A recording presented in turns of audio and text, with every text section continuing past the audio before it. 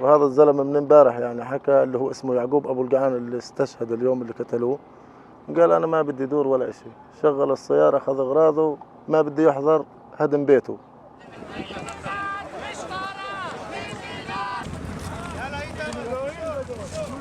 Before the sun had even risen, there were hundreds of fully armed policemen in the village, going door to door, waking up families from their sleep, removing them from their houses, and then pushing them down hills, across hills, up hills, to wherever the police decided it was more convenient for them to be. Within minutes of their arrival, different munitions had been fired, tear gas, stun grenades,